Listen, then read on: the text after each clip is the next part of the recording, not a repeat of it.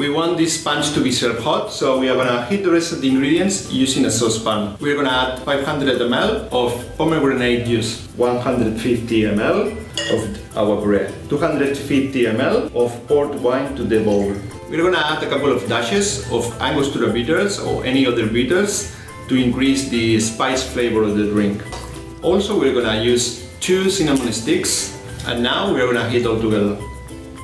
We're gonna pour all the tea, raspberry puree, the juices, 100 milliliters of lemonade. We are gonna add some fresh fruits on the top of the punch.